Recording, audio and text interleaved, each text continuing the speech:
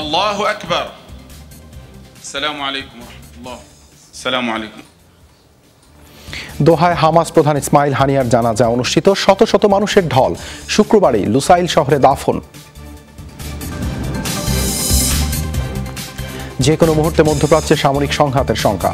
ইসরায়েলের হামলার হুঁশিয়ারি হামাস হিজবুল্লাহ হুতিদের, পাল্টা জবাব দিতে প্রস্তুত নেতানিয়াহুও। কেরালায় ভূমিধসে প্রাণহানি বেড়ে ৩১৬, দায়ভার নিয়ে রাজনৈতিক দলগুলোর মধ্যে চলছে পাল্টাপাল্টি দোষারোপ।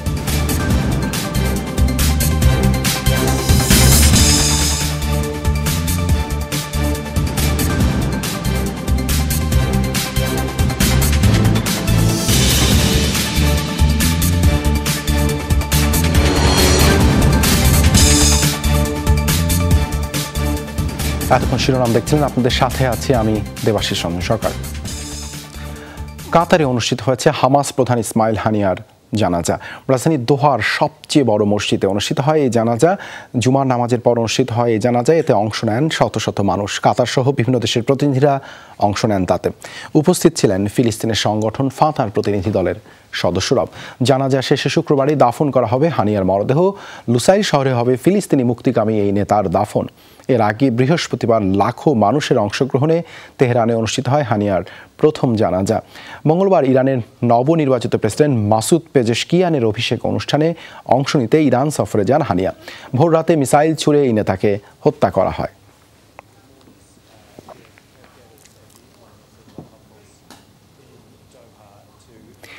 যে কোনো মুহূর্তেই বড় ধরনের সামরিক সংঘাতের শঙ্কায় মধ্যপ্রাচ্য। একদিকে ইসরায়েলি ভূখণ্ডে হামলার হুঁশিয়ারি জানিয়েছে হিজবুল্লাহ, হামাস এবং হুতি বিদ্রোহী গোষ্ঠী।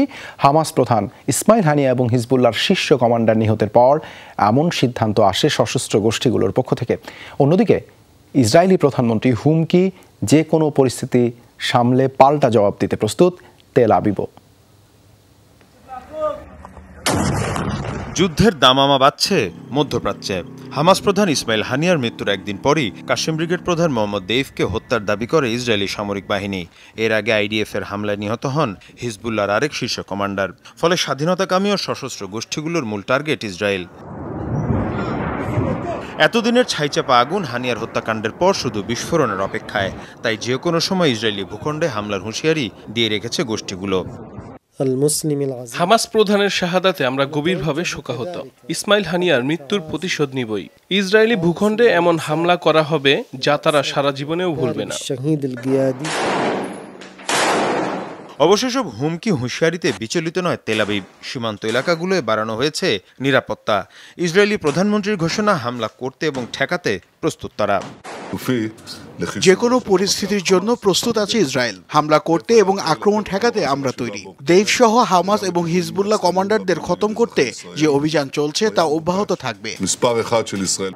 গেল এপ্রিলে ইসরায়েলে হামলা চালিয়েছিল ইরান। অবশ্য সে সময় তেহরানের ছোড়া 400 ড্রোনের প্রায় সবগুলোই ধ্বংস করে আইডিএফ। মীর মুশফিকা হাসান, যমুনা নিউজ। হামলার ভয়ে ইসরায়েলে আন্তর্জাতিক ফ্লাইট বাতিলের হিড়িক পড়েছে। বৃহস্পতিবার অন্তত 10টি এয়ারলাইন্স কোম্পানি ইসরায়েলে বিমান চলাচল স্থগিতের ঘোষণা দিয়েছে। লুফথানসা গ্রুপের অধীনে থাকা Lufthansa, Swiss Airlines, Basel Airlines, Austrian Airlines ও ইউরোউইংস আগামী 9 আগস্ট পর্যন্ত ইসরায়েলে তাদের সব ফ্লাইট বাতিল করেছে। বৃহস্পতি ও শুক্রবারের ফ্লাইট বাতিল করেছে এয়ার বাল্টিক এয়ারলাইন্স। ফ্লাইট বাতিলের তালিকায় আছে এয়ার ইন্ডিয়া, ডেল্টা, ফ্লাইট দুবাইয়ের মতো কোম্পানিও। তবে ইসরায়েলের দাবি তাদের আকাশপথ সম্পূর্ণ নিরাপদ।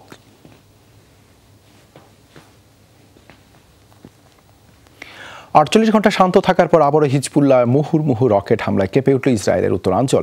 লেবানন থেকে ছোড়া হয়েছে প্রায় 60টি রকেট, তবে ক্ষয়ক্ষতির তথ্য জানা যায়নি। অবশ্যই ইসরায়েলের দাবি বেশিরভাগ রকেটই তাদের অত্যাধুনিক প্রতিরক্ষা ব্যবস্থা আয়রন ডোমের মাধ্যমে ভূপাতিত করা হয়েছে।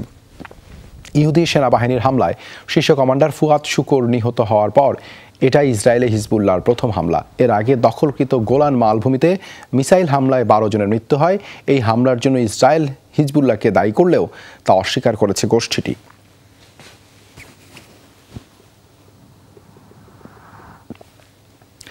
ইসরায়েল চায় গাজায় চলমান আগ্রাসন পুরো মধ্যপ্রাচ্যকেই গ্রাস করে ফেলুক। বৃহস্পতিবার মার্কিন প্রেসিডেন্ট জো বাইডেনের সাথে ফোন আলাপে এই অভিযোগ করেন তুর্কি প্রেসিডেন্ট। কাতার ভিত্তিক সংবাদ মাধ্যম আল জাজিরা জানিয়েছে এই তথ্য। এরদোগান বলেন, হামাস নেতা হানিয়া হত্যাই প্রমাণ করে যুদ্ধবিরতিতে কোনো আগ্রহ নেই নেতানিয়াহু প্রশাসনের। যুদ্ধের পরিধি কেবল বাড়াতেই চায় তারা। গাজা ইসরায়েলের আগ্রাসনের বিরুদ্ধে শুরু থেকেই সোচ্চার তুর্কি প্রেসিডেন্ট। গেল রোববার ফিলিস্তিনের সহায়তায় প্রয়োজনে ইসরায়েলে প্রবেশ করবে তুরস্ক এমন হুঁশিয়ারিও দেন তিনি। মনে করিয়ে দেন লিবিয়া ও নাগরনো কারাবাখে প্রবেশের কথা।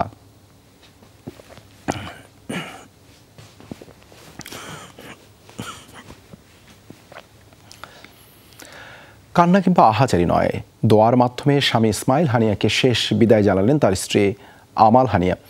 কাতারে হামাস প্রধানের মরদেহে পৌঁছানোর পর সৃষ্টি হয় হৃদয় বিদারক দৃশ্যের। এ সময় উপস্থিত সবাই কান্নায় ভেঙে পড়লেও দৃঢ় এবং অবিচল ছিলেন আমাল হানিয়া। এ সময় স্বামীকে শহীদ হিসেবে কবুল করতে প্রার্থনা করেন তিনি। গাজায় বাকি নিহতদের জন্য দোয়া করেন হানিয়ার স্ত্রী।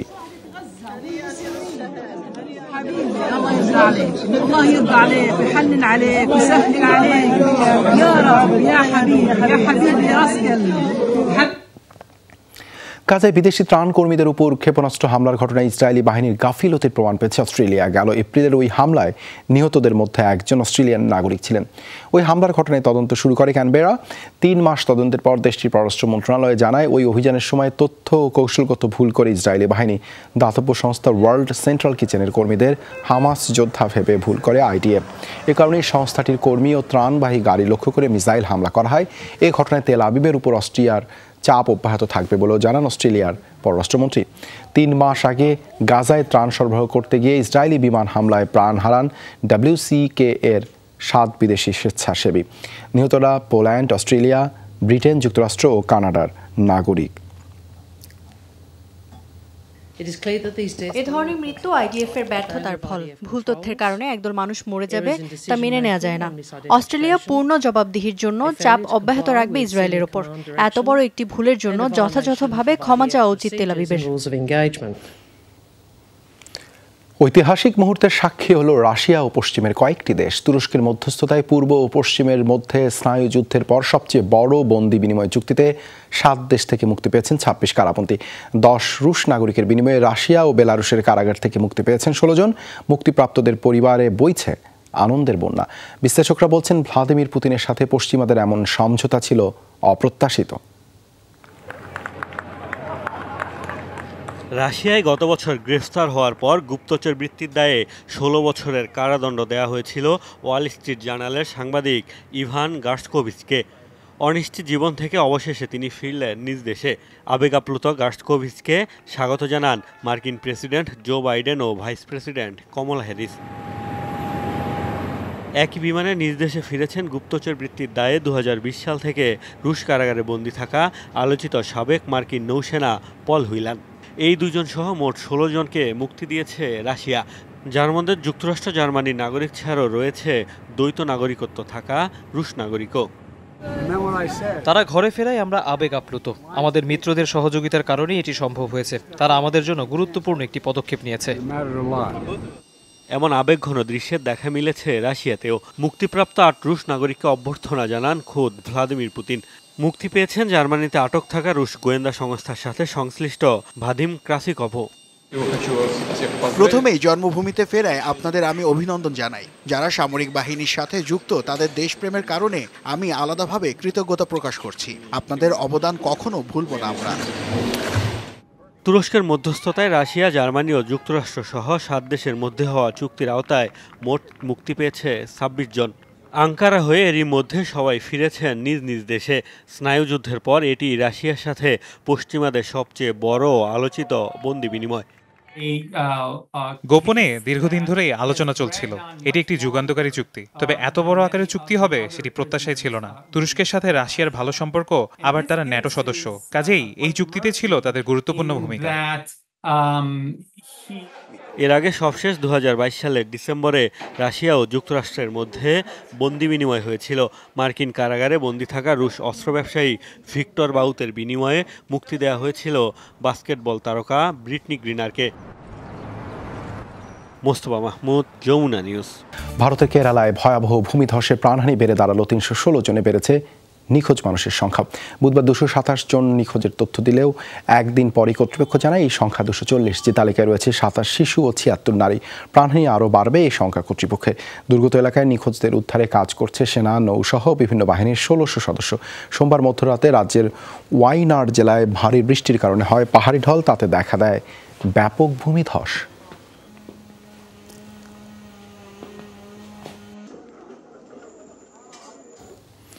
ভারী বৃষ্টিপাতের কারণে হিমাচল প্রদেশে মালানা বাঁধ ভেঙে পানিতে ভেসে গেছে বিস্তীর্ণ অঞ্চল। প্রাণ হারিয়েছেন অন্তত 4 জন, নিখোঁজ অর্ধশতাধিক। বৃহস্পতিবার থেকে শুরু হয় টানা বৃষ্টিপাত। পানির প্রবল তোড়ে ধসে পড়ে মালানা বাঁধের একাংশ। এতে বিপদসীমার উপর দিয়ে প্রবাহিত হচ্ছে নদীর পানি। তলিয়ে গেছে নদীর আশেপাশের বিস্তীর্ণ এলাকা।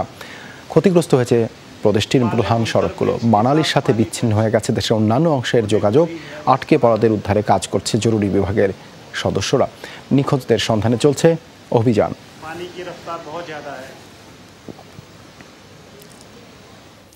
বন্যা, ভূমিধসের মতো প্রাকৃতিক দুর্যোগে যখন বিপর্যস্ত ভারতের বিভিন্ন রাজ্য, তখনই এই ইস্যুতে উত্তেজনার পারদ চলেছে দেশটির রাজনীতিতে।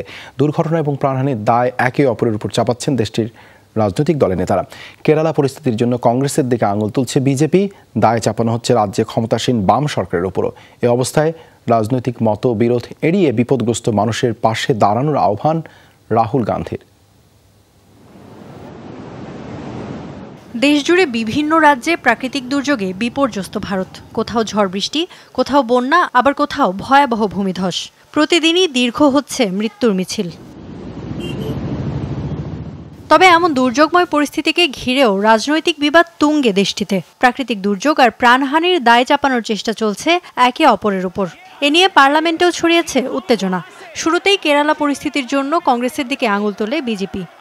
স্পিকার স্যার, ইন 2020 2020 সালে কেরালার দুর্যোগ ব্যবস্থাপনা কর্তৃপক্ষ সতর্ক করেছিল ওয়েনাড়ের প্রায় 4000 পরিবার মারাত্মক ভূমিধসের ঝুঁকিতে বসবাস করছে।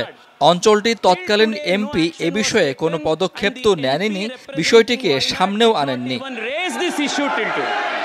তবে এখন দুর্যোগ মোকাবেলাকেই প্রাধান্য দিতে চান বিরোধী দলীয় নেতা রাহুল গান্ধী। বলেন, রাজনৈতিক বুলি এড়ানোর চেয়ে বিপদগ্রস্ত মানুষের পাশে দাঁড়ানোই এখন বেশি গুরুত্বপূর্ণ। এখন রাজনীতি নিয়ে কথা বলতে চাই না। শত শত মানুষ মারা যাচ্ছে। আমিও বাবাকে হারিয়েছি।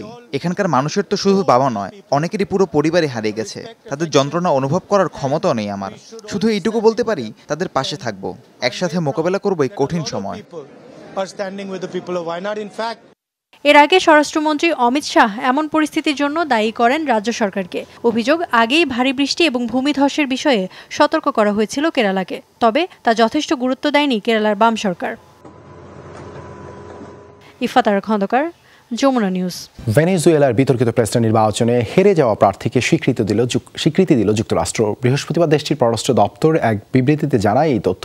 তাদের দাবি, নির্বাচনের তথ্য উপাত্ত বিশ্লেষণ করে তারা নিশ্চিত হয়েছে বর্তমান প্রেসিডেন্ট নয়, বরং জয় পেয়েছে বিরোধী প্রার্থী এডমুন্ডো গঞ্জালেজ। গত রোববারের নির্বাচনে প্রেসিডেন্ট নিকোলাস মাদুরোকে জয়ী ঘোষণা করে দেশটির নির্বাচন কমিশন। বুথ ফেরত জরিপে এগিয়ে থাকা বিরোধী প্রার্থী গঞ্জালেজ কারচুপির অভিযোগ তুলে ফলাফল প্রত্যাখ্যান করেন। ফলাফল ঘিরে ভেনেজুয়েলা জুড়ে ছড়ায় বিক্ষোভ, সহিংসতা।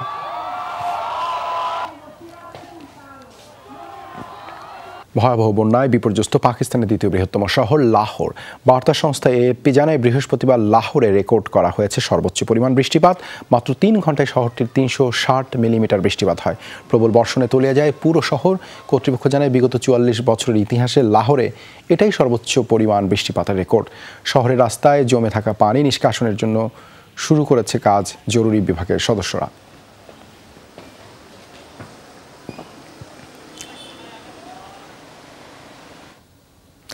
দর্শক, যমুনা আই ডেস্ক আজ এ পর্যন্তই। এতক্ষণ সাথে থাকার জন্য ধন্যবাদ সবাইকে।